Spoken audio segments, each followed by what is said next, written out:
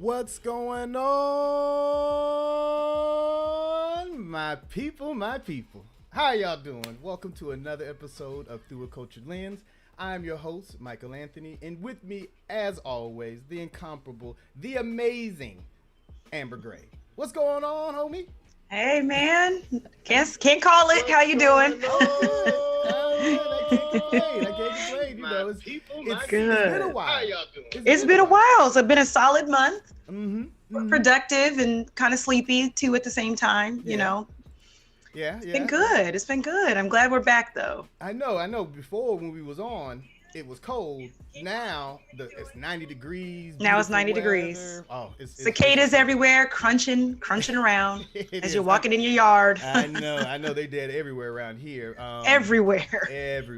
But of course, thank you to you, the third host of our show, the audience. Please come into the chat. I see Auntie's already here. I see my auntie. Aunt Lisa's in the building. How you doing? And the size in here, Denise. What's going on, everybody? Thank y'all for joining. Of course, in the chat, would love for y'all to put your cities in the chat, your schools, whatever it is that you guys want to do.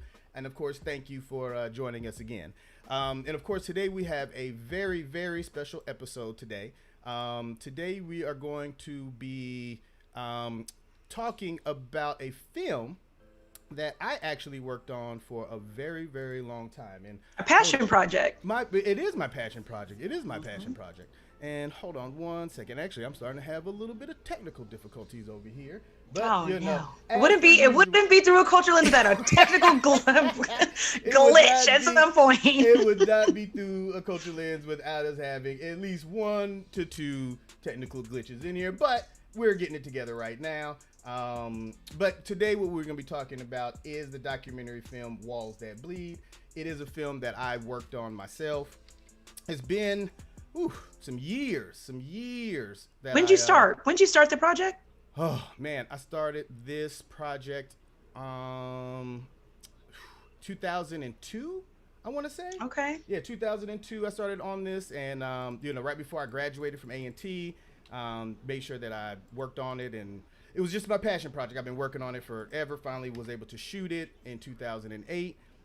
And just to give you guys a brief kind of overview of what Walls That Bleed is, it is a film about the 1969 Dudley A&T Uprising, where students and Vietnam veterans had a 3-day gun battle with an entire city police department and 650 National Guardmen. Now, we do have 2 special guests that we're going to be bringing onto the show with us, but just wanted to give you sort of a brief overview of the event. And it all started because of a high school student election that was mishandled by the local school administration in Greensboro, North Carolina. And to bring on the people who were, sort of part of this incident, we have with us Dr. Claude Barnes and Mr. George Grimes. How are you guys doing today? Great. Doing great. Good, awesome. good. Well, welcome to the show. Dr. Barnes, he was a student at Dudley High School in 1969 when this event happened. And Mr. Grimes, his brother, actually Willie Grimes, who is, his cold case is still unsolved, was, of course, tragically murdered in 1969 during these events. So we wanted to bring them onto the show and kind of talk about, since we have the 52nd anniversary of this event is actually going on this weekend, so we definitely wanted to commemorate this. Black History is all year long. It's not just in February. So, of course, guys, thank you for coming on to the show. So just wanted to kind of kick it off. Dr. Barnes, right. I know you recently saw the film, correct? That's correct. You rewatched it. How did you feel about watching the film again? Every time I watch it, I do learn something new and I get a different angle. I enjoy watching it.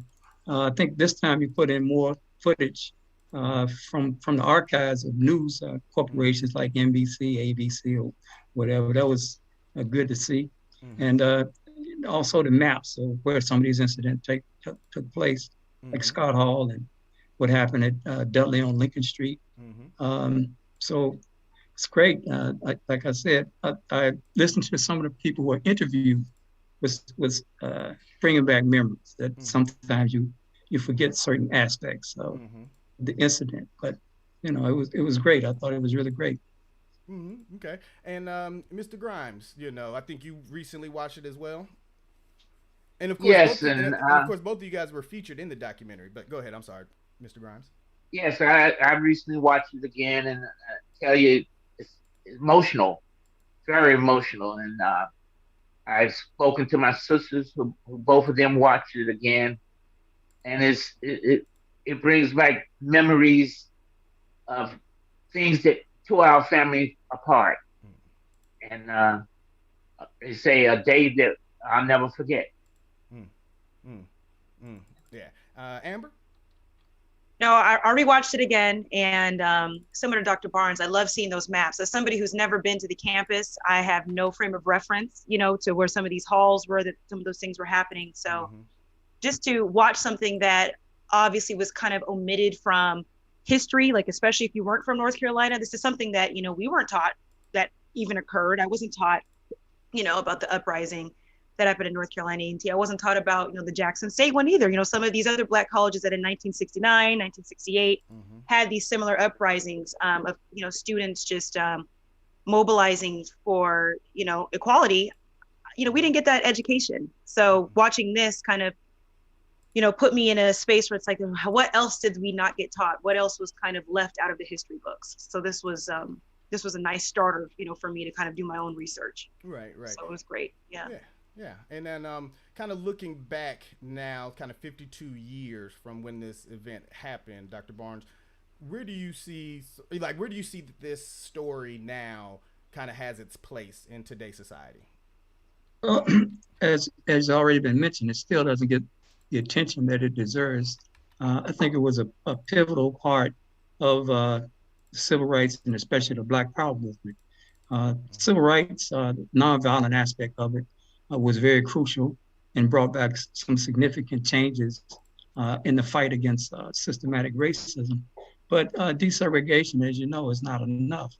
The signs came down, but those who were in practicing systematic racism found new ways to continue the process of staying on top. So even today, we're still fighting for economic, political, and social equality. But I thought the Black Power movement doesn't get enough attention by scholars and others. And as you mentioned, a lot of it is just simply left out, and especially when you look at what happened at Dudley and A&T and what happened in Greensboro. Greensboro was once considered the center of the Black Power movement, but very people know that, and very people don't even realize how many organizations were founded in Greensboro, but Greensboro had a significant influence over those organizations. Wow. Yeah, I know. And Mr. Grimes, how was your feelings on that? Well, I echo everything Dr. Barnes has said, and then the fact that, as in the film, it brings out the fact that A&T was, a land grant institution wherein the ROTC programs are brought into this, and then the fact that they, during this time, they brought National Guard soldiers on to fight students in tanks. A city, this is the kind of thing that we see on TV that said it never happened here in the States. Well, it did happen, and it happened at A&T. Entire battalion of military forces on our campus, and it's just unbelievable. Yeah, I know. Especially thinking about what happened this summer, and with sort of the racial reckoning that was going on, it did definitely take me back to what was going on back in the 60s. It seems like the same things that people were sort of fighting for and wanting to get equality on, we're still fighting to this day. Yeah. I mean, and just the thread with the show. We've watched several films: MLK versus FBI, Billie Holiday versus United States federal government, and then of course the Judas and the Messiah. Who's like the kind of the boogeyman in the corner, the spook by the door? It's always the FBI. It's always the infiltration of these Black organizations that are meeting, mobilizing peacefully, and somehow they always want to plant a mole or plant somebody in to kind of disrupt progress. And this actually, I somehow missed that when I watched it last year. Walls That Bleed. I missed that part. So when I watched it again, I was like, God, what a tie. It's like, we've been talking about this kind of, infiltration that was really happening a lot, from the 40s to about, the 80s, I'd say. Still probably happening now, but just to see that it happened even on this level at a high school and then college, I mean, it's kind of unbelievable that, that's still that same kind of control and kind of big brother aspect was even happening, at a high school, at A&T. It's unbelievable, actually, to know that was going on. That's one aspect I'll never forget. We used to call them agent provocateurs or informants. That's what they were. And they tried to disrupt what we were trying to do as far as the fight for equality is concerned. And they tried to instigate unnecessary confrontations with the police. I remember that happened in Greensboro. I'll never forget it. This guy named Nunding came down from New York. And he tried to parade, he tried to camouflage himself as a member of the Black Panther Party from New York. But he obviously was not. He was somebody who was trying to get us to attack the police for no reason. And he wanted us to get murdered, probably. Now, I believe in self-defense, but I know, and we believe in self-defense, but we don't believe in going out attacking people for no reason. Right. And we called the New York chapter of the Black Panther Party. They had never heard of this guy. So it was clear he was sent by the FBI in their systematic program to eliminate Black movement and rebellion at that particular point in time. It not only happened to us, I mean, obviously you saw what happened to Fred Hampton. He was murdered. And it happened to Huey P. Newton. I mean, you could go down the list. It happened to Nelson Johnson. All of us, in fact, held huge FBI files. So they were spying on us, looking at us and trying to create chaos and try to basically disrupt the movement. The same way they did Martin Luther King. They tried to plant misinformation about him. So this has been going on a long time and it continues even today. Even today. Yeah. I mean, a lot of, if you were at some of these Black Lives Matter protests and things were getting broken apart, stores were being robbed, and half of them were like, we don't even know who they are. We don't know who some of these people are. They're just coming, and oftentimes they'd come, there'd be a truck, and they just let a bunch of rifles would fall out. They're just trying to incite, as much violence as possible, just to blame, the Black extremist group for, the carnage left behind, I guess. And it's still, like you said, it's still happening. That's just, like I said, unbelievable and unfortunate. Absolutely, absolutely. And I know back in 2008, me and Nasai Lee, who's in the chat, she actually helped me produce the film. Dr. Barnes, you remember Denise? Yeah, she's in the chat. We tried to get the FBI to open up their files to us and talk to us, but we got hung up twice. This guy kept saying, we tried it. The Willie Grimes bullet that, that Willie Grimes was killed with was neither a police nor National Guard issue. Closed case. That was it. Well, that's horrible, because even the police admit at that particular point in time that they had ran out of weapons, and they encouraged their members to use their own personal weapons. So to make the argument that Willie Grimes was not killed with a police issued weapon, it's ludicrous. Yeah. Clearly the police were shooting at the students with their own personal weapons. And it was so many witnesses to that fact. Calvin Matthews, who was a student at that time, tried to testify about what happened. He saw what happened to Willie Grimes, shot in the back of the head, like so many others that were killed by the FBI and other agent provocateurs and the police. You see how they brutalize us today. That's been going on for a long time. That's right. Didn't start with us. It didn't end with us. That's part of America's history. Right. From the beginning until the day it continues.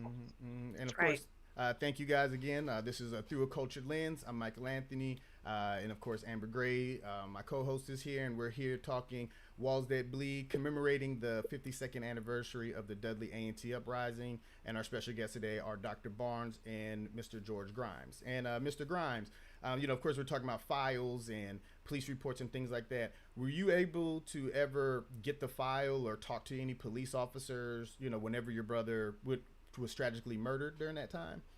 Have you had any? No, I was a sophomore in high school at the time. But my older sisters um, attempted to get information, but we were blocked at areas where we went. We didn't have the monetary support of our own to go and investigate, hire a special investigator. So we had to depend on the NAACP or volunteers. Well, you didn't have the volunteers in those days that you have today that take cases pro bono like they do now. And so it really made it difficult. And the fact that we were all in different locations, we weren't in Greensboro. You know, yeah, I wound up going there, but at the time we had no other family there, you know, to do the things that needed to be done, and we had to depend on what we were being told. And we were sharecroppers, farmers from the east part of the state, so we lacked a lot of the knowledge and information and point of contacts to really get something done. So it fell through, and like I say, today, 52 years, and I never will forget that Wednesday night. Mm, mm. Yeah, I'm pretty. Michael, do you want to have Dr. Barnes, or do you want to go over kind of the story, you know, for people that don't know the full history? Absolutely, absolutely. But before we do that, you know, I know Dr. Barnes is ready to get into it, but just want to give some shout out to people in the chat. You know, thank you, Nasai. I see that Omar's in the building. Uncle Pete is here. Aisha, as always. Valerie, thank you guys always. You guys keep the chat going, and of course, Auntie is always in the building. Yeah. So yeah, absolutely. So Dr. Barnes, you know, if you can briefly just tell us, you know, sort of a recount of sort of the events that happened in 1969. I'll try to be brief, but I'm gonna tell you, given what happened, it's going to be difficult. Mm-hmm. But I do, before I get started, I want to recommend some of the scholarly work that has been done that can give a fuller account. One of my students, in fact, just completed a book called Shelter in a Time of Storm, where he looks at what happened on at least 7 or 9 different Black colleges at that particular point in time. And he actually did a chapter on A&T, Jackson State, Orangeburg, what happened at the Orangeburg Massacre, what happened in Texas when a beauty queen was shot because she was the first one at a historically white institution. There's so many incidents like that that haven't got the scholarly and you know, journalistic documentation that's needed so that people can be aware of. The other book I'll mention, as you're aware of, Anthony, is the Civilities and Civil Rights, which was done by a professor at Duke University. He did a very thorough coverage of what happened in Greensboro.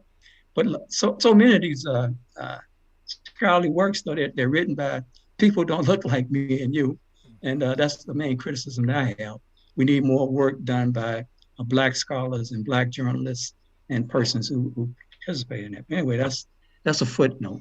Make a long story short, this incident started when I was running for student council at Dudley High School, and my name was taken off the ballot because I was associating with organizations that were basically called what they call now Black militant organizations, the Youth for the Organization of Black Unity, the Student Organization for Black Unity, the Greensboro Association of Poor People, and many, many others. But therefore, the administration took my name off the ballot because they felt I was not a responsible, quote, Negro, unquote, and they were right. But the students felt that I was qualified because I was an honor student. And even though I came from humble beginnings, what we used to call projects, probably what we still call projects, housing projects, students still voted for me. And I basically won the election by a landslide. But because they took my name off the ballot, we began to protest. And the students wanted to protest, not just me. And it was not only my election, by the way, it was the protest was like the straw that broke the camel's back. People were protesting against the unfair treatment against Blacks in general, the way that the Black community was being treated, the way that they were being exploited in housing, the way they're being exploited economically. I remember one group, the blind workers, were making $1.06 an hour, and in Squirrelcraft Industries. So that was all a part of our situation. It came together when they treated the young students like myself, 17-year-olds. When we started protesting, of course, the police came to break us up. And the guy who was the public relations director of the Greensboro School Board, Owen Lewis, directed the police to arrest them niggers. I'll never forget that. And a large group of police ran in, beat us with batons, and threw us in a paddy wagon. And so when our community saw on TV, witnessed what happened to us on TV and through word of mouth, the community, the Black community, became enraged, and they began to lend our support. This began in early May, and it culminated May 9th, and then it culminated again when word reached A&T. And let me just briefly tell you how it reached A&T. One of those days, we were attacked by the police with batons, with weapons pointed at us. But I'll never forget what was called a pepper fog machine. This was something that looked like a leaf blower, but it blew tear gas. And it blew tear gas throughout the whole community. And even people who were not a part of the protest, were old women sitting on the porch, they got struck by the tear gas. So I'll never forget that incident and what happened to me, the smell of tear gas, being hit with police batons and whatnot. I'll never forget that. But after that, we ran to A&T's campus because we had this special relationship with our brothers and sisters at A&T. We ran to the campus and interrupted a meeting of the Student Organization for Black Unity. And when they saw us smelling the tear gas with blood running down our faces and whatnot, they stopped what was going on and marched back to Dudley High School. When the students at Dudley went back to A&T, this is when the police started patrolling A&T and sticking guns out, shotguns out of the windows and whatnot. And sniping began to happen. Students started fighting against this intimidation. And one of the police obviously got wounded. And it was fire all through the night and so forth. So the Greensboro police determined that they could not handle the situation because there were so many students exercising their right to self-defense. And this brought in the National Guard. 650 National Guard came in. And on the night of May 22nd, May 23rd, I think it was, these people swept Scott Hall and shot up the building with 50 caliber bullets. I'll never forget that. I hope you don't ever get a chance to see a 50 caliber bullet. That's something that's murderous. So it was an armed military operation against students. I'll never forget that. The sight of tanks, the sight of helicopters, the sight of people armed like they're going to war in a foreign country. And this has happened to young people, students and Black students in particular. So that's an overview of what happened at Dudley and what happened at A&T. And it all began to slow down after the campus closed for the spring semester and it was running into the summer. And so the campuses all shut down. And so it began to close down. Mm-hmm. That's a short version. Okay. Thank you. Thank you for that. Absolutely. Amber, is there anything that you wanted to add to that? Or no. Well, and just to add that, of course, during those, it was 3 days, correct? Mm-hmm. 3 days. And on the 22nd of May, this is when Brother Grimes was shot in the back of his head and killed. And this intensified the conflict. This is when students really got upset and began to fire back. And not only, here's a point that's been lost. It was not only A&T, it was a Black community of Greensboro. So there were communities that were fighting with the police, communities that were what we call the Grove, so to speak, that's the South Side, Ray Warren homes, the people that lived on Stewart Street. There was police confrontations and shooting going on all over the Black community of Greensboro. And the night was lit up with gunfire. And I'll never forget the sound of gunshots. It was awesome. It was horrible. Never forget it. But it was not only an A&T response, it was a response of the Black community as well. And I think that must be made. But I want to also express I understand the pain and the grief that Brother Grimes has to go through. I know that pain still exists. because I've also witnessed people get shot unnecessarily, and innocent people get shot. And it's a pain that you'll never forget. Absolutely. And and Mr. Grimes, of course, don't want to, kind of rehash, but could you just briefly tell us sort of what happened, that night whenever you heard, like, who did you hear from whenever your brother was murdered that night? Other students, the students that were with him that night, that took him to the hospital, they're the ones who called to inform us that my brother had been shot. And at that time, they just said he'd been shot, taken to the hospital. So chaos became, in my household. There was me, my mother, and my father. So my father immediately started calling around to his friends, trying to get things together so he could go up that next morning. Well, 2 hours later, we got a phone call back said not only had he been shot, but he was dead. And my mother just took off running out the house. It was like 1 o'clock in the morning in the street, hollering. And I've never seen my parents like that before. And I was sophomore in high school trying to maintain, because something like that doesn't hit you right then. As a kid, all I could do was think about, well, I got to call my sisters and brothers, let them know what's going on, and that's what I did. And it was not until the wake of my brother that I really broke down, and all of the pain and everything came out that night. Me and my oldest brother Joe were sitting with my father, and my two sisters were sitting with my mother. And my brother and I just all of a sudden couldn't take it anymore. And both of us started crying. I can remember my dad's word, just go ahead, let it out. And it was a feeling then of sort of relief, but it wasn't relief of what had happened. It was just relief of the pain. And, that, how can I say, my brother Willie was my best friend. He was the person that took me on my first date. He took me to the first movie that I went to. He taught me how to drive the car. He was my best friend, and I lost all of that. Hmm. Hmm. Well, as Aunt Lisa said, of course, obviously, sorry for your loss. It's just, it's just devastating. I don't care how many years go by. It's just devastating. It's devastating. Exactly. So, sort of, fast forwarding to what we have now with the Black Lives Matter movement.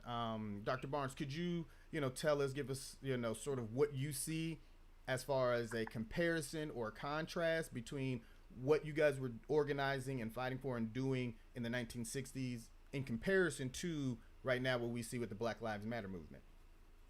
Well, first of all, let me say that I'm glad to see the Black Lives Matter movement, but I think also we probably laid the foundation for what's going on now. I wish some of the young people would realize the history that came before them getting in the streets like that, that this is a continuation of the struggles that have been going on for some time. And but I'm glad to see this attempt to stop police brutality that's going on, but it has been going on for some time. When we were witnessing what was going on as far as police brutality, we were somewhat handicapped because we didn't have cell phones where you could actually video the oppression that's taking place. So a number of situations never got the attention that they deserve, and people were locked up unfairly because of that.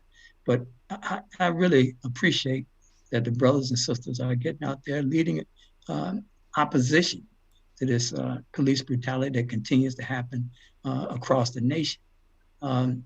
So that's good. It's also good to see that the coalition is bringing on others, not just Black people, because this is not a Black person only problem. This is a problem of America. And America is still a systematically racist country. And so when you begin to involve others in the struggle who don't look like me and you, that's positive. That's a step forward, but it's still a long, long way to go. Yep. There's still so many people who don't look like us who hate us. That's clear when you look at the so-called MAGA phenomenon, make America great again. What do you mean by that? When was America great? You're talking about going to slavery? Are you talking about Jim Crow? Are you talking about the period of redemption, the birth of the Klan? Are you talking about what happened to blacks when they came back from World War II and couldn't eat in the same places that other people could eat, couldn't have access to the same accommodations? So I don't understand, but there were 74 million people who voted for this madness. And these people still support this madness. So I hope that Black Lives Matter is the beginning of a new effort to overturn the systematic brutality and racism and oppression and white oppression that exists in our country. I hope that's the beginning. But the book is still open. We'll have to see. But I hope it continues, and I hope it becomes more comprehensive and systematic, and I hope that it continues to go forward. Mm-hmm. Right, and of course, Black Lives Matter was started by 4 Black women, correct, Amber? That's correct. That's right. Correct. Mm-hmm. Yeah, and that was because in response to Trayvon Martin, if I'm not mistaken. I believe it was Trayvon Martin. It was a trial that made them, that made them fired up. But then, of course, Black Lives have always mattered. Now, of course, the movement started, and of course, we have Mr. Grimes here, speaking about that, because in 1969, the same thing that we're fighting for now, is sort of what we were trying to fight for back then. So then, exactly. Mr. Grimes, how do you see the change coming? Do you see any change coming? Do you see us sort of having some type of closure? Do you think your family may have some closure at some point in time? How do you have closure when someone has been brutally murdered and nobody is ever charged? I mean, I'm not saying convicted, but even charged for that incident. It's hard. Black Lives Matter, I strongly support it. Strongly support it. Having been a black officer in the United States Army, seeing the things that went on in the Army, and still today, as an Army officer, you're an individual who must follow laws or suffer the consequences. However, the percentage of black officers is no ways compared to the percentage of black enlisted people in the service.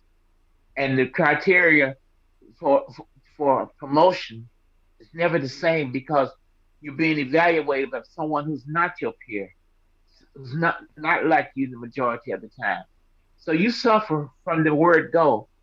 And just because you put on a uniform does not change your heart. And so having dealt with that for years in the military, through the VA, through other areas in life, if we don't get our young people to understand what we're going through, what we went through, and how to deal with this situation now, because a lot of young blacks think everything is okay. Yeah. They think it's okay. It is not. It is not okay. Yeah. No, I mean, me and Amber, we talk about it all the time. It's funny because my 13-year-old, he looks back at like the 80s and 90s as like the golden era. Like he wish he was born then. And me and Amber, we always talk about like how much we, look at the 60s and how, the family unit was, and, how it was just this different kind of community and society, but it was still young people because, Dr. Barnes, you were junior in high school when all this was going on, Absolutely. And now, Absolutely. And now you're having so many other young people now starting to pick up that mantle and starting to, move forward with it. But I see we got some people in the chat. Anybody in there, Amber, that, some things are being said? I see my mama's in there. Yeah, your mama's in there. My auntie Tobias in there. Yeah. Omar's auntie's on here, Aunt Nisi. Okay. Okay. Yeah, so it's popping today. We're so happy to see It you all. is. So It thank is. yeah. I know there's definitely a lot of condolences for you, Mr. Grimes. You Yeah, know, a lot of definitely sympathies because people just, you know, trying to, I guess, grapple with that. There's been 52 years since your brother was murdered. So a lot of people in the chat are definitely giving you and your family the condolences. And absolutely. there's a lot of conversation about black people kind of banding together. You know, it seems like that seems to be the conversation. Actually, my Uncle Pete, Phil Williams, he's actually retired Air Force. And he sort of kind of talks about some of the same sentiments that you talked about as far as being black, you know, enlisted or officer in, you know, the military and sort of those hurdles that he had to go over. So, you know, definitely appreciate you guys' service for that. Absolutely. Mm-hmm. Mm-hmm. If I can make one additional comment, Oh, please. it's good to see the black women leading the struggle and helping it come off. They are part of a long tradition of black women taking leadership role in the movement. Let's not forget about people like Ella Baker, for example, or Fannie Lou Hamer. If you don't know who Ella Baker was, then you don't know how SNCC started, the Student Nonviolent Coordinating Committee. She helped bring that organization together in Raleigh, North Carolina. So it's good to see black women continue that tradition. The same is true what happened during the 1969 affair. The women from Bennett, the women from A&T played critical roles in organizing the response to this police brutality. And that's part of the story that needs to be told as well. Too much focuses on what the males did, but it was a united front with black women taking a large role in leadership and in providing the masses of people who turned out. So I just want to make that connection.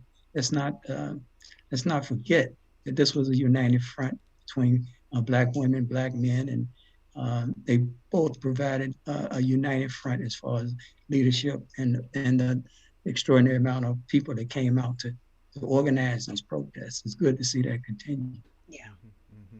Yeah, I mean, and with so many households today being led by women, there's another emphasis on that because that woman is playing the part of both mother and father, and a strong woman is something that I can be proud of.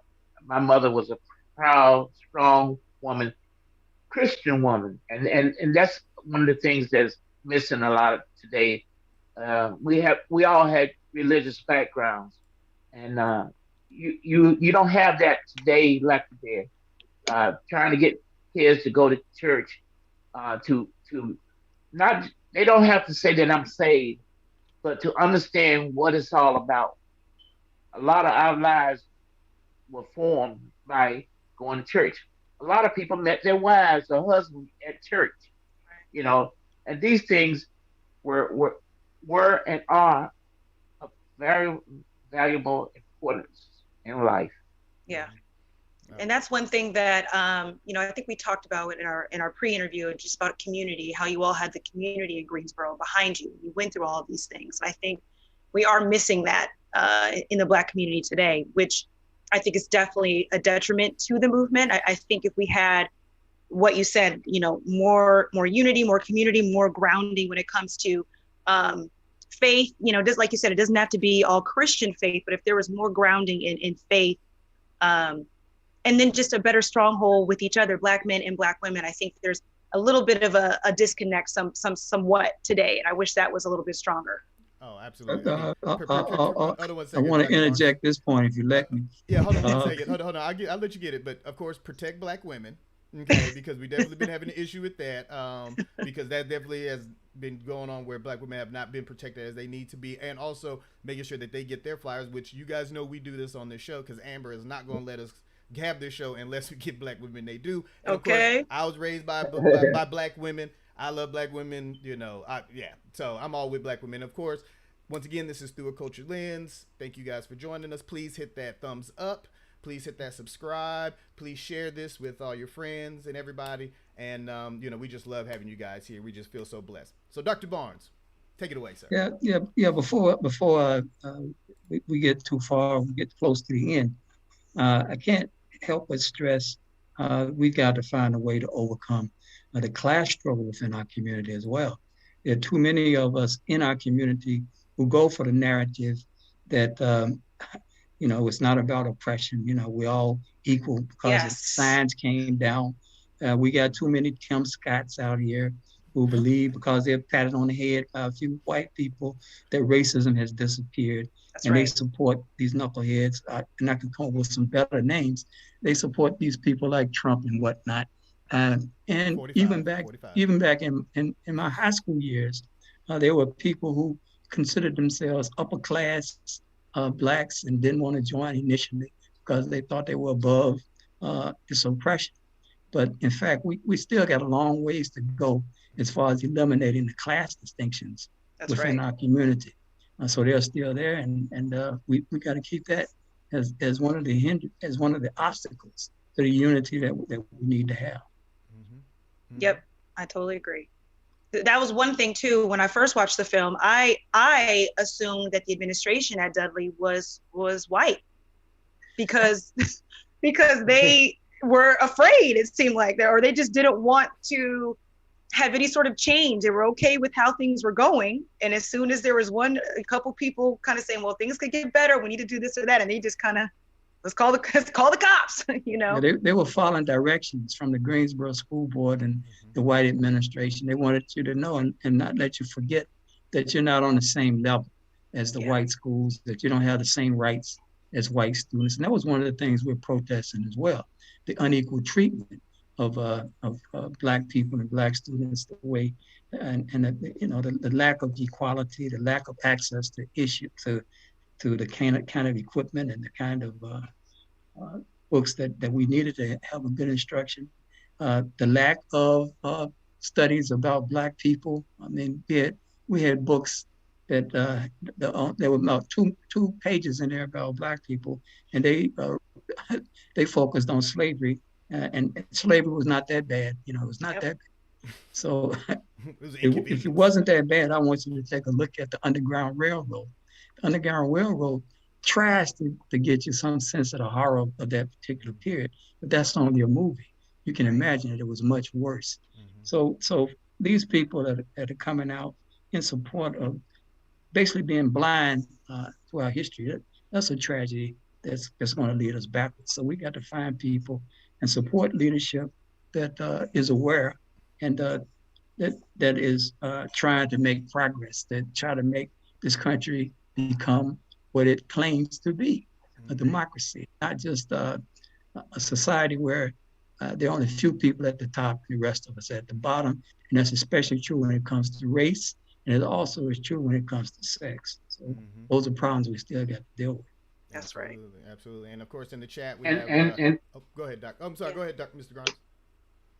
Well, I was just thinking about back to the movie, and you look at the news commentators from NBC, how everything that he talked about in that situation was the Black militants from Dudley High School, the Black militants from A&T.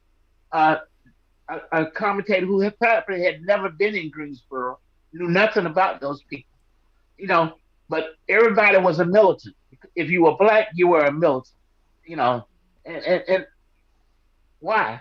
He didn't say nothing about the white militants that were in there kicking people and pouring ketchup on people's heads and spitting on them and stuff like that. They were fine. They were fine white people.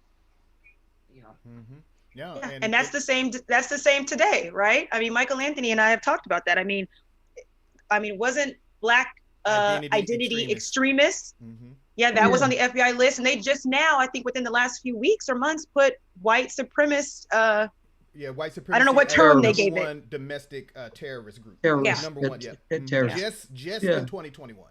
That's right. Why? The question is, why did it take so long to recognize that? I mean, there have been terrorists since this country was founded. I mean, let's not forget about the KKK.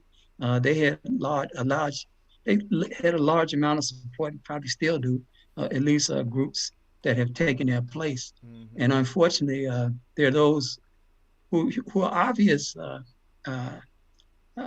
persons like the KKK, but a lot of them is simply put on suits and come up with a different way to continue continue the same process of oppression and That's right. exploitation. Okay, I That's know. right. Yeah. So then going to the chat, we have Tobias. He says sisters had held it down. I remember those days in the 1960s, and that was my time working with the Black Panther Party in '68 and '69. Okay, Tobias, you know, okay. And then Aunt Lisa says the village is no longer, nor are the motherboards who kept the youth in line. I guess you were saying the village is no longer. Yeah, we were just talking about that. Yeah. We don't have the village. I mean, like you and I talked about. My Aunt Lisa, my Aunt Cynthia, and my mom. They were my three moms. You know, you don't really have that anymore. We have three women, or you know, your grandfather, your great grandfather got you back on track. It's not really like that anymore. Right now, and Uncle Pete says, you know, we used to live by God, honor, and country. Now it's me, myself, and I. That's not a lie. That's true. Not a lie. You know, my Aunt Darlene, she's saying young people don't understand that just because they are friendly, they do not view you as an equal. You know, so just because they friendly to you, like you said, you know, pat you on the head, make you think you OJ, not black, then they will definitely throw you underneath something if they had to. That's right. And, you know, and then, of course, Denise Clayton, you know, thanks, Amber, for inviting me. Oh, she said this brings so many memories living in Greensboro. Oh, okay.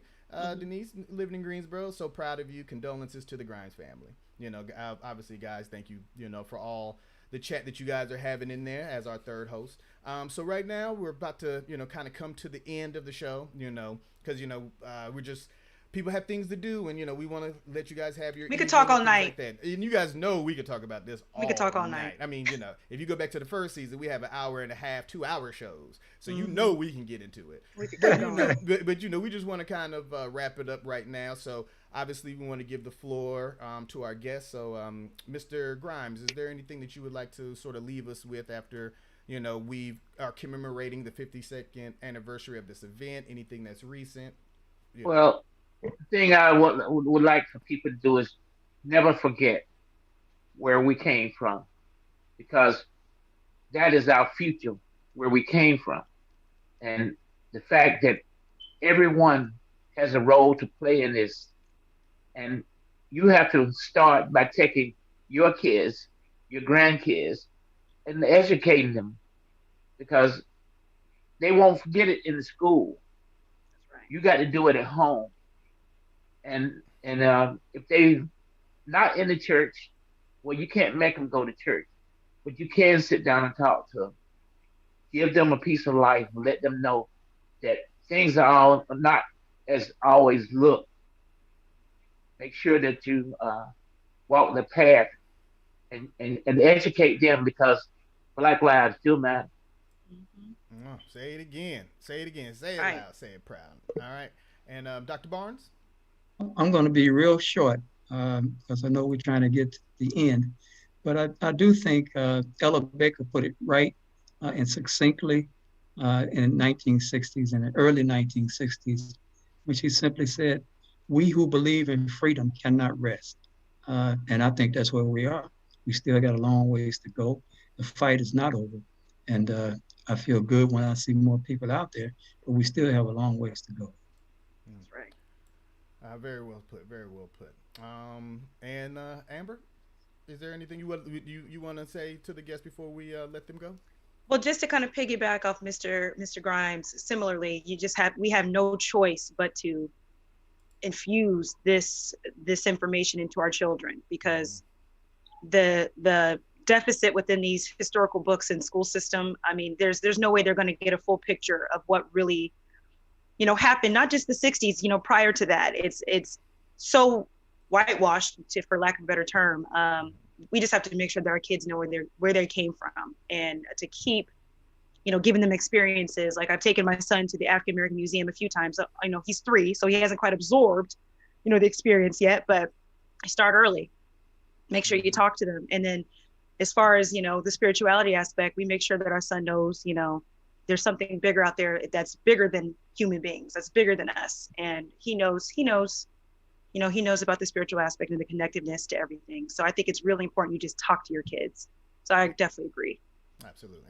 You know, I do the same thing with my kids. My son, he lives up here right now with me, and Definitely took him down to Black Lives Matter Plaza and talking to him about those things, and even the history that we have. And of course, whenever they have anything in school about Black history, I'm always having him to double investigate it, to make sure that he's getting the correct information.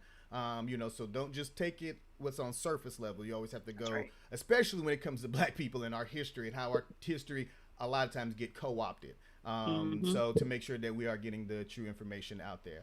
So of course, Dr. Barnes, Mr. Grimes, of course I'll be in touch because y'all already know I'm not done with this story. This story definitely is not something that I'm going to rest my laurels on. The film is still available on the YouTube page. It will be up until Sunday, so if you have not had a chance to see it, we will give you a couple more days to view it. And of course, we just want to thank our guests for joining us. And of course, you will see them again because they've definitely been working with me as far as getting the story out. And there's a continuation that we're working on with this story because it's still not finished. Still not finished. That's right. Thank you guys for joining us on this show. And give the audience just an easy way to get to because it's a private movie right now, so they can't just go to our page. Actually, I just made it public. You just made it public. Okay. So right, it's on our page. So until Sunday, right? Until Sunday. Right now, I made it public. So that means you can go straight to our channel. Please, while you're there, subscribe, hit that notification bell, hit that thumbs up, and we definitely would appreciate it. And of course, segue. And that's Walls That Bleed. Walls That Bleed. The story of the Dudley A&T Uprising. Absolutely. And of course, and we'll put some of the books that real quick. Dr. Barnes gave us a couple books, so we'll put those in the show notes. We'll get those books from him and put them in the show notes if you guys want to research. Absolutely. And we just wanted to give you guys just a little teaser of what we're going to be talking about. Of course, today was Walls That Bleed, commemorating the 52nd anniversary of the Dudley A&T Uprising. But we also have another lineup of episodes that me and Amber will be tackling through a culture lens. We're going to be talking about Them, the very controversial show on Amazon. We're going to be talking about cancel culture, sort of the roots of that and what's going on with that. Black love dynamics, which definitely was a popular episode that we had then. But we're taking a different spin on the black love dynamics, right, Amber? Yes, we are. Yeah. Because what specifically, if we could just give them a quick teaser of what it is we're talking about.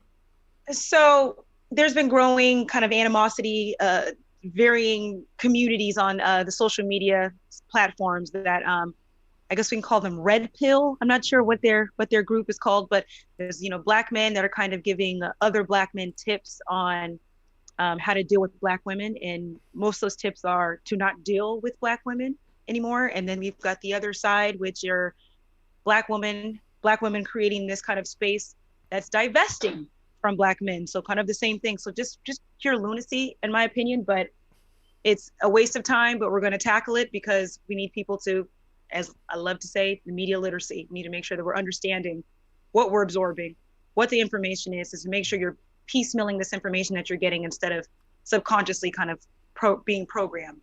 Absolutely. By these topics. Oh, 100%. And then, of course, we're going to be talking about Juneteenth because as of last year, Juneteenth became a holiday all of a sudden. So we're going to be talking about Juneteenth, obviously. And, of course, if you guys remember from our first season, we did a 3-part on the Nielsen report. And we have a 4th part. We do have a special guest. We don't want to kind of tell you guys, but we do have a special guest that's going to be coming on talking about the Nielsen reporting and that whole media consumption and sort of the responsibility as black media consumers. How we, how that sort of does affect us in a certain way. That's my favorite thing to talk about. It is. And then, of course, we do have an episode on, African diaspora filmmaking. We talk a lot about black filmmaking, but we never really talk about the diaspora that much. Yeah. With the Nollywoods and Nollywood, some of the black French films. Exactly. So we're gonna be going over South African films, which I love. So there's a lot out there. We need to get into it. Absolutely. And then ancestry and DNA. We're gonna talk about that because that sort of goes with the diaspora a little bit. And then the next normal, it's sort of looking at post-COVID and sort of how media is changing because like Warner Brothers just got sold to Discovery because AT&T had them, and then you have the Peloton machine that now is sort of changing up how gym is being done. So we just want to kind of dive a little bit deeper into sort of this next normal and sort of the responsibilities of us as audience of how we're going to sort of deal with that information. And then we're going to be doing Insecure because this is the final season of Insecure, Issa Rae show that's on HBO. It's been so sad. good. My girl is blowing up, like Mhm. crazy, and of course she started on YouTube just like we are right now. And now That's she's right. winning awards and signing 7-figure deals and helping push the Black narrative in a very positive way. So we definitely want to support her on that. That's right. And then we have some other special guests. So we're definitely excited for that. So what do you think about this upcoming season, Amber? I'm excited for all of it. I'm mainly excited for cancel culture and of course, really all of them. Black love dynamics and cancel culture, I think, are going to be my favorites to get into, but all of them are going to be fun. Yeah, absolutely, absolutely. And then of course, we wanted to let you guys know that we are looking for sponsors. So obviously, if you have your own makeup line, you got some coffee, you got T-shirts, you're Black owned, and you want to sort of have a platform to be able to have your products and services and things like that out there. We are looking for people to sponsor and collaborate with. You can always email us at throughaculturedlens@gmail.com. It is in the show notes. And then we're also looking for moderators for our chat rooms. Today we're only in YouTube, but we do intend on going out to Facebook and Twitch and Instagram and some other things. And just like how we like to moderate the conversation here in YouTube, we would also like to have some moderators. So once again, if you're interested in helping us moderate some of the chat rooms that we have and sort of be part of that conversation, please email us at throughaculturedlens.